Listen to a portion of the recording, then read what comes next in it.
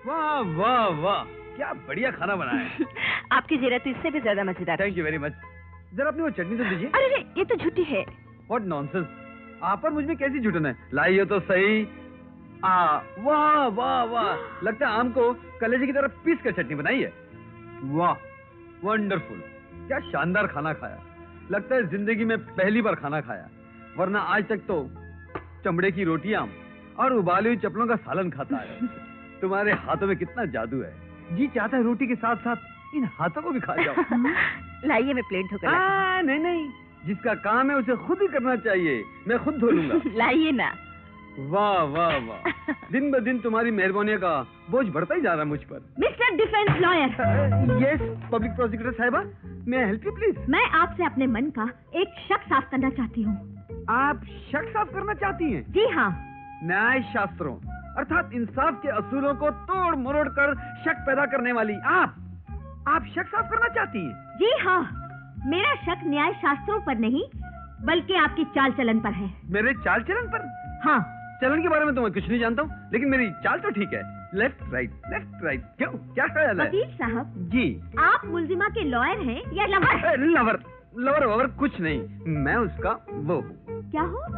वो क्या कहते हैं उसे, जो दिल में मिठास पैदा करे, स्वीट हार्ट। मैं उसका स्वीट हूँ, वो मेरी हार्ट है। स्वीट हार्ट, समझ गई ना आप? Yes, me and she. Go to hell. Do you know the address? इस केस में विजय कैसे अजीब अजीब और नए नए पॉइंट्स निकाल रहा है? सिर्फ नए नए पॉइंट्स ही नहीं निकाल रहे, नए नए हाथ पैर भी निकाल रहे हैं। क्या मतलब? मतलब उनकी चाल चलन की तस्वीर सामने आ रही है। कैसे? उस हत्यारन के साथ बढ़ती हुई उनकी दोस्ती के कारण। अपनी बेहाता पत्नी के लिए आज तक एक रुमाल खरीद करके नहीं लाए और पराई औरत के लिए कुछ साड़ियां खरीद करके लाते हैं। इसका मतलब क्या है? मतलब यह है कि तुमने पत्नी जैसा बर्ताव नहीं किया, इसलिए वो एक पराई औरत के साथ गुलछर्रे उड़ा रहे। चलो अपने पिताजी से कहो, उन्हें डांट कर कान पकड़कर घर वापस ले आए। कहा था, मगर वो कहते हैं कि ये पति पत्नी का जाती मामला है, खुद झगड़ा किया है तो खुद ही हल करो, मैं बीच में नहीं आना चाहता। वाह वाह वाह, एक्सीलेंट, क्या बात है। जिंदगी में पहली दफा उन्होंने तुम्हें सही मशवरा दिया है। अब देर मत करो, सीधे जाकर अपने पति के पैरों पर गिर जाओ और उनसे माफी मांग लो। माफी? और मैं? ये काम मैं हर किस नहीं करूंगी, चाहे मेरी जान ही क्यों न चली जाए। जान नहीं जाएगी, बल्कि डर है कि मंगलसूत्र चला जाएगा। हाँ?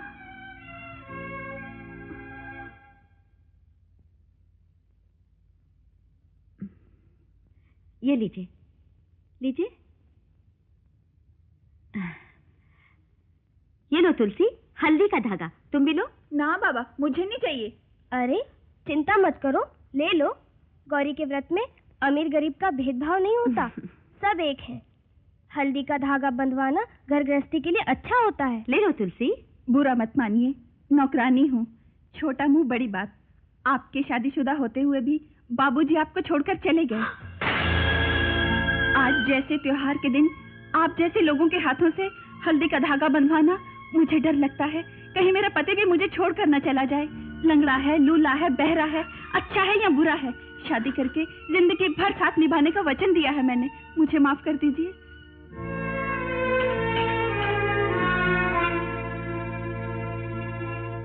साधना, हर बार मैं तुम्हारे जाति मामलों में दखल अंदाजी करती हूँ, बुरा मत मानना।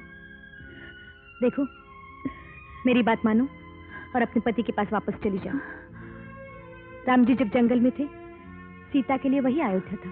तो दीदी, सीता को भी तो श्री राम ने वापस जंगल में भिजवा दिया था। उसको अपने पेट में छुपाने वाली भूमाता ही तो थी जिसने उसे जन्म दिया था। जन्म देने वालों के प्यार के आगे पति के प्यार की क्या कीमत है? I am really grateful. मुझे भी आपके साथ रहकर यही महसूस हो रहा है। खुशी किसे कहते हैं, इसको भी पहली बार मैंने महसूस किया है। ना जाने इसका अंत क्या होगा। तुम अंत की चिंता मत करो संध्या। जिस इंसान को अंत का पता नहीं होता, उसी में मजा होता है। वो उम्मीदों पर जीता है।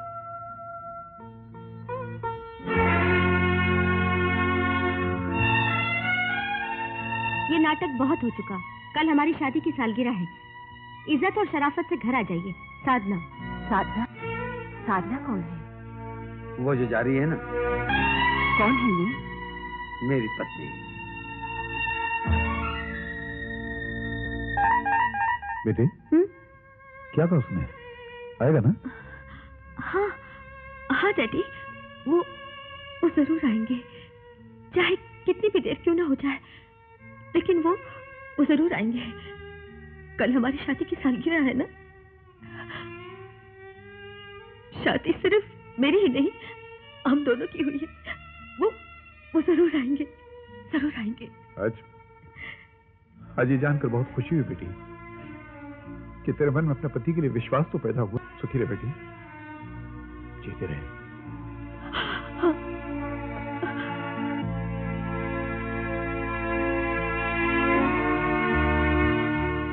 संध्या, मैंने तुमसे झूठ कहा था कि मेरी पत्नी नहीं है, लेकिन मेरा विश्वास करो, मैंने तुम्हें धोखा देने की गरज से नहीं कहा था। मेरी पत्नी ने कभी मेरी परवाह नहीं की, ऊपर से मेरा अपमान किया, जो मैं बर्दाश्त नहीं कर सका। ठीक है, ये झूठ आपने मुझसे इसलिए कहा कि आप अपनी पत्नी से निराश हो चुके थे, लेकिन दूसरा झूठ भी तो मुझसे बोला। वो किस लिए? दूसरा झूठ? हाँ, वो फूल, वो साड़ी, वो झूठी खुशखबरी कि मेरे पति ने ही वो सारी चीजें खरीद कर भेजी थी। मेरे पति ने मेरे साथ दोबारा जीवन गुजारने का फैसला किया है। क्या ये झूठ नहीं था? वो वाकई उसने ये देखिए, तलाक पाने के लिए उन्होंने मुझे वकील का नोटिस भेजा है। सॉरी संध्या, मैं समझ गया था कि तुम अपने पति को बुला नहीं सकोगी, इसीलिए तुम्हें खुश करने के लिए मैंने झूठ बोला था। लेकिन तुम चिंता मत करो कि तुम तलाक देने के लिए तैयार नहीं हो। अब उसकी जरूरत नहीं है, मैंने अपनी रजामंदी का खत लिखकर उसे पोस्ट भी कर दिया है। साधना जी, परेशान होने से कुछ फायदा नहीं है आपकी दुआ से। मर्द बनिए। माफ कीजिए मेरा मतलब मेरी तरह मर्दाना फैसला कर डालिए। कैसा फैसला? अजी हिला के रख दिया आप ही दुआ से। मेरी बीवी दहेज नहीं लाई, इसलिए मैंने उसे सीधे तलाक देने का फैसला कर लिया। हाँ, आप भी कुछ मत सोचिए, फौरन तलाक। डैडी। अरे डैडी के बारे में कुछ मत सोचिए। एक बात बताइए, विजय बाबू की पत्नी आप हैं कि आपके डैडी? और फिर आपके डैडी ने 50 तलाक के मुकदमे जीतकर कितने लोगों को तलाक दिलवाया? एक काम कीजिए, आप मुझे फौरन तलाक का सेक्शन नंबर बताइए, मैं आपके तलाक की एप्लीकेशन टाइप करके लाता हूँ। बताइए नंबर बताइए। 420। ये तो फांदेबाजी और बेईमानी का सेक्शन है। तलाक का सेक्शन बताइए। ये आपकी आवाज को क्या हो रहा है? कुछ मर्दानी होती जा रही है नहीं? यहाँ तुम्हारा बाप बोल रहा है। आपकी दुआ से आप। हाँ, मेरी दुआ से मैं हरामखोर मेरा नौकर होकर मेरी घर की बुनियादों में बारूद छिड़क रहा है। मियाँ बीवी में गलतफहमी हो गई, उस गलतफहमी को तू तलाक में बदलने की कोशिश कर रहा है। गलती हो गई साहब, गलती हो गई। गलत सलाह देने पर और एक लड़की को गुमराह करने के जुर्म में मैं तुझे अंधा करा दूंगा। अरे मुझे मत मारिए साहब। बेटी, चल, फैक्ट्री में फंक्शन है, सब लोग हमारा इंतजार कर रहे हैं। चलो उठ, तैयार हो जा, चल। साधना, ओके बेटी। जी। ड्रामा खत्म हो गया, कहाँ खो गई? मैं वैसे ही, चलिए। चल। अच्छा प्रोग्राम करें तो समझी संध्या, ऐसी लड़कियों की परवाह नहीं करनी चाहिए। सुनिए। कौन है? ओहो, पब्लिक प्रोसिक्यूटर साहिबा मंदिर से आ रही है। लगता है मुकदमे में मेरे हार जाने की प्रार्थना करने गई थी शायद। और आप मुझे हराने के लिए मंदिर में प्रार्थना करने जा रहे हैं? जी नहीं, मेरी इतनी जुर्रत हो सकती है? मैं तो भगवान के सामने प्रार्थना कर। संध्या संध्या संध्या, सारे संसार में तुम्हारे लिए एक संध्या ही बची है क्या? बाकी सब मर गए। मैं पूछती हूँ, हमारे बीच में ये कौन होती है आने वाली? सॉरी साधना जी, आप दोनों के बीच में अब रह भी क्या गया है? कुछ नहीं, कुछ भी तो नहीं। वाकई आपके बीच में किसी के आने की गुंजाइश ही नहीं है, जैसे उंगली के नाखून। कोई भी नहीं, nobody can come। देखिए, मैं मंदिर में इंतजार कर रही हूँ, इनको छोड़कर आ जाइए। Okay, wait for me, please wait for me Sandhya. एक औरत के सामने इस तरह चीख चिल्लाकर बात करते हुए तुम्हें शर्म नहीं आती? ओह हो, और पति की छोड़ी हुई एक पराई औरत के साथ गुल छर्रे उड़ाते हुए तुम्हें शर्म नहीं आती? पति की छोड़ी हुई औरत, जिस औरत ने पति को छोड़ा हो, अगर मैं उसके साथ घूमूं तो मेरी इज्जत बढ़ेगी ना?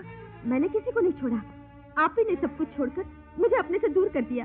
कल हमारी शादी की सालगिरह थी, क्या आपको याद नहीं था? छी छी छी छी छी, कौन याद रखेगा उस मनुष्य दिन को?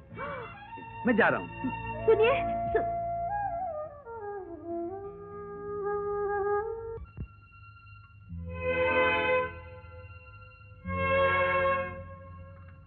चाय ठंडी हो रही है।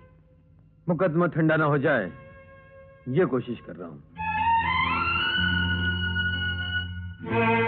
ये क्या है? ये शख्स जो अमृतलाल के बाजू में खड़ा है ये सुनील कपूर है। अगर ये हमारे कब्जे में आ जाए तो सारे राज सामने आ जाएंगे। एक आदमी और हमेशा अमृतलाल के साथ रहता था, उसका ड्राइवर। उस दुर्घटना वाले दिन भी वो उसके साथ था। क्या नाम था उसका? शामू। आइए आइए मिस्टर विजय आइए। आप मुझे जानते हैं? आपको कौन नहीं जानता, इतने मशहूर वकील के दामाद हैं, इतना बड़ा मुकदमा लड़ रहे हैं। मगर मैंने सुना है कि आपने अपने ससुर का घर छोड़ दिया। आजकल आप कहाँ रह रहे हैं? हम मंदिर के पीछे स्वर्गीय सोमनाथ जी का पुराना जला हुआ मकान है ना, वही। इस मकान में? हाँ, आज से 15 साल पहले मंदिर में भगवान के जेवरात की जो चोरी हुई थी, उस चोरी पर आप कुछ रोशनी डाल सकते हैं? क्योंकि उस वक्त मंदिर के कर्ता धर्ताओं में से आप भी एक थे। देखिए मिस्टर विजय, इस मामले पर मैं रोशनी तो क्या अंधेरा भी नहीं डाल सकता, क्योंकि जेवरात की चोरी होने से पहले ही मैंने इस्तीफा दे दिया था। मैं तो बड़ी उम्मीदें लेकर आया था आपके पास।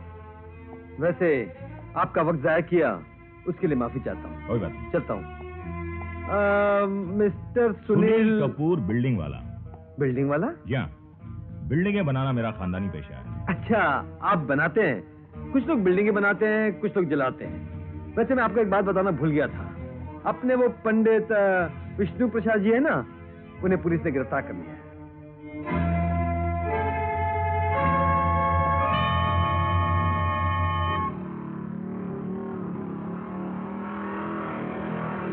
शामू घर में है? जी नहीं है। आप सच कह रही हैं? हाँ भाई साहब, इसमें झूठ बोलने जैसा क्या है? सुनील कपूर का आदमी आया था और उनको अपने साथ ले गया। अब वो तेरे पर भी शक करेगा। तेरे को पुलिस ले जाएगी और मार मार कर तेरी बिल्डिंग गिरा देगी और तुझसे सच उगलवा लेगी। इसलिए जो मैं कहता हूं मेरी बात मान। ये ले रुपया और शहर के बाहर जो मेरा गेस्ट हाउस है वहां जाकर रहे। मगर मेरी बीवी? ओह, मेरा मतलब है उसकी देखभाल मैं करूंगा, तू जाना। अच्छा, चलता हूँ, नमस्ते। क्या रे, शामू कौन सी गाड़ी लेकर जा रहा है? वही साहब जिसमें बम रखा है। 20 किलोमीटर जाने के बाद ब्लास्ट हो जाएगी। शामू! शामू मेरी बात सुनो!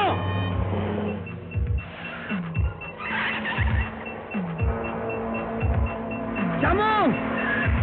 शामू रुको!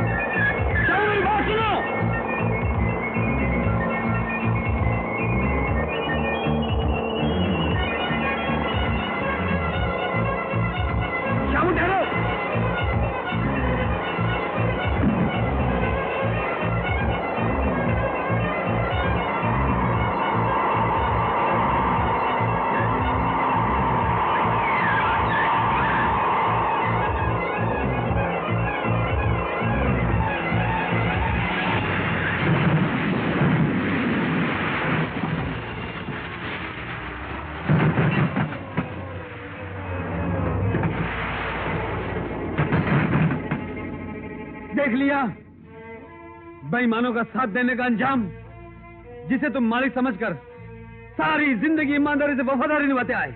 उस दिन तुम्हें खत्म करने के लिए गाड़ी में टाइम बम लगाया हुआ था।